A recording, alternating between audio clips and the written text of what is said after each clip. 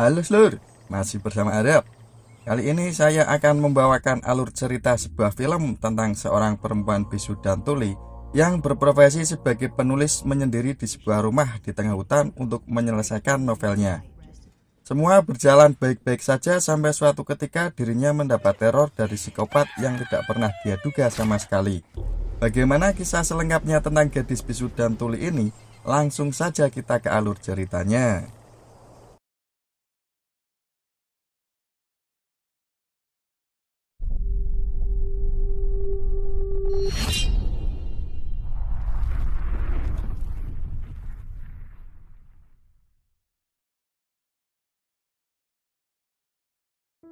Di sebuah rumah yang terletak di tengah hutan, seorang gadis bernama Medi yang hanya ditemani oleh kucingnya sedang memasak dengan tutorial di laptopnya.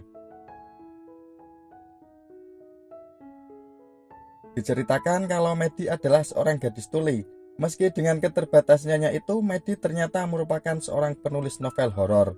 Ketika melakukan kesibukannya, dia mendapat pesan dari tetangganya Sarah yang ingin mampir ke rumah Medi. Tak lama berselang, Sarah datang untuk mengembalikan novel yang dipinjamkan oleh Medi. Dia mengatakan telah selesai membaca novel itu dan sangat menyukai dengan alur ceritanya. Sarah sangat kagum dengan Medi karena meski mempunyai keterbatasan, dia tidak menyerah dengan keadaan dan bisa menghasilkan sebuah karya yang bisa dinikmati oleh banyak orang.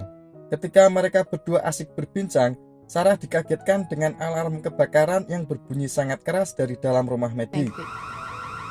Mereka berdua bergegas ke dalam dan mendapati penyebab alarm berbunyi adalah karena asap yang keluar dari oven. Setelah Medi mematikan alarm, dia mengatakan kalau itu sengaja di-setel dengan suara keras agar dia bisa merasakan getarannya. Mereka kemudian melanjutkan perbincangan hingga menjelang malam. Sarah menawari Medi untuk datang ke rumahnya, tetapi Medi menolaknya karena masih ada novel yang harus diselesaikannya. Sarah pun akhirnya pulang dan mengatakan kalau besok dia akan mampir untuk belajar bahasa isyarat agar komunikasi mereka lancar. Ketika Medi kehabisan ide untuk menulis novelnya, dia kemudian pergi ke dapur untuk membersihkan sisa-sisa hasil belajar memasaknya. Tiba-tiba saja Sarah yang telah berlumur darah datang menggedor jendela untuk meminta tolong. Tapi tentu saja hal itu tidak didengar Medi. Kemudian sebuah anak panah menancap dan seorang psikopat bertopeng datang menusuknya berkali-kali hingga membuat Sarah tewas. Psikopat itu memperhatikan Medi yang tak mendengar jeritan minta tolong Sarah. Dia kemudian menyadari kalau Medi tuli ketika dia mengetuk jendela, tetapi Medi tetap tidak mendengarnya. Medi kembali membuka laptop untuk menyelesaikan novelnya.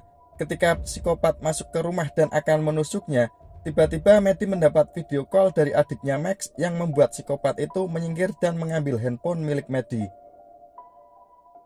Di tengah perbincangan kakak adik itu, Alex sempat mengatakan kalau dia melihat seperti ada seseorang di belakang Medi, tetapi Medi tidak menanggapinya dengan serius dan mengatakan kalau mungkin itu kucing peliharaannya, kemudian menutup panggilan itu.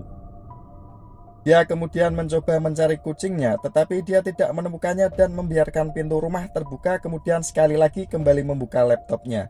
Ketika itu dia terkejut melihat pesan yang dikirim dari HP-nya sendiri, dan setelah dibuka ternyata itu adalah foto dirinya beberapa saat yang lalu. Medi berjalan menuju pintu dan betapa terkejutnya dia setelah melihat seorang pria bertopeng berada di depan pintu memegang HP-nya.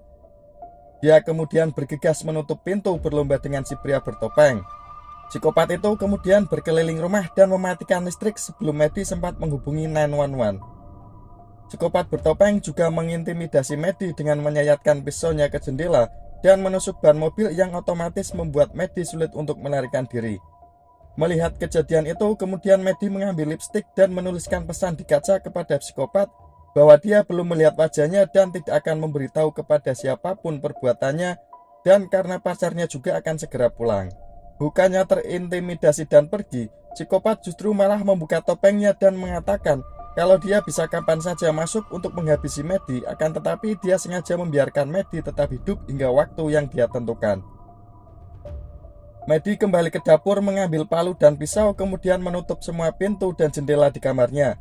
Ketika bersembunyi di kamarnya, psikopat kembali mengintimidasi dengan menggedor jendela dan menunjukkan mayat Sarah. Medi teringat kalau Sarah meletakkan HP-nya di saku belakang, kemudian dia menyalakan alarm mobil untuk mengalihkan perhatian psikopat dan bergegas untuk mengambil HP Sarah. Sayang, setelah diperiksa, HP itu tidak ada karena sudah diambil oleh psikopat. Ketika psikopat hampir menangkapnya, Medi mengambil palu dan berhasil melukai psikopat itu.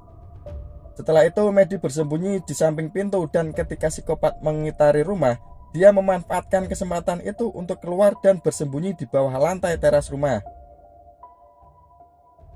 Ketika Medi akan kabur, psikopat itu memergokinya dan memanahnya. Beruntung panah itu masih meleset, kemudian Medi berlari untuk kembali masuk ke rumah dan menuju ke loteng. Dia kemudian keluar dan melemparkan senter ke hutan untuk mengalihkan perhatian. Ketika psikopat pergi untuk mengecek senter itu, Medi memanfaatkan kesempatan itu untuk turun dari atap rumah. Tapi lagi-lagi psikopat memergokinya dan memanahnya hingga mengenai kakinya. Mengetahui kalau tembakannya mengenai sasaran, psikopat kemudian menaiki tangga, akan tetapi ketika sampai di atap, Medi memukulnya sampai membuatnya terjatuh.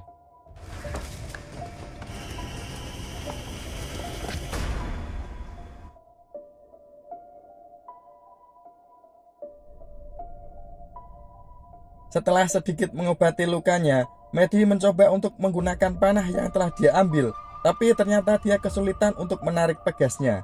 Bertepatan dengan itu, John, pacar Sarah, datang untuk mencari sang pacar.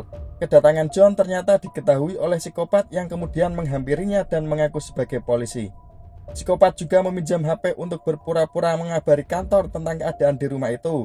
Ketika psikopat akan mengembalikan HP, tidak sengaja dia menjatuhkan anting milik Sarah yang dilihat oleh John.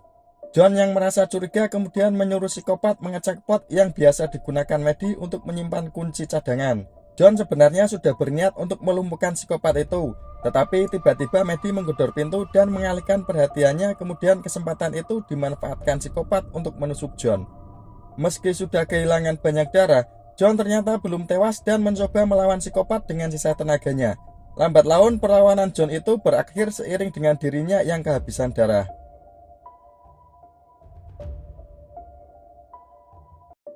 Dalam keputusasaannya, Medi membayangkan apabila dia lari, dia pasti akan tertangkap dan kemudian dibunuh mengingat luka di kakinya. Dia juga membayangkan beberapa kemungkinan, akan tetapi semuanya berakhir dengan dirinya tewas, kecuali satu hal, yaitu dengan melawan balik dan membunuh psikopat itu. Ketika psikopat tengah menikmati kemenangannya melawan John, Medi berhasil memanahnya, akan tetapi satu tembakan itu tidak cukup untuk melumpuhkannya. Psikopat kembali mengejar Medi dan ketika akan masuk ke rumah, tidak sengaja Medi menjatuhkan anak panahnya. Meski berhasil mengambil anak panahnya, Medi tak cukup cepat menarik tangannya masuk yang membuatnya dijepit dengan pintu dan jari-jarinya dipatahkan oleh psikopat. Merasa kesakitan dan muak dengan keadaan, Medi menantang psikopat untuk menyelesaikan permainannya dan segera menghabisinya. Psikopat pun terpancing dan berusaha untuk memecahkan kaca pintu rumah. Medi sempat untuk menuliskan pesan dan deskripsi pria itu di laptopnya sebelum dia bersembunyi di kamar mandi. Dalam persembunyiannya dan pandangan yang mulai memudar karena kehabisan darah, psikopat itu muncul di belakang Medi setelah masuk dari jendela kamar mandi. Medi berhasil menusuk psikopat ketika menyadari ada hembusan nafas di lehernya. Dengan sisa tenaganya, Medi berjalan ke dapur dan kemudian dia pun tersungkur kehabisan tenaga.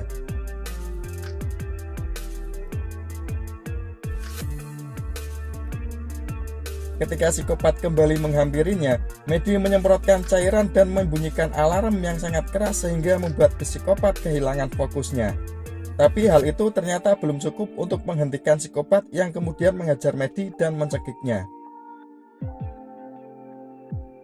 Ketika Medi mulai kehabisan tenaga, dia berhasil meraih alat pembuka tutup anggur dan menusuknya ke leher psikopat hingga membuatnya tewas. Medi kemudian mengambil teleponnya untuk menghubungi 911 dan keluar menunggu bantuan datang.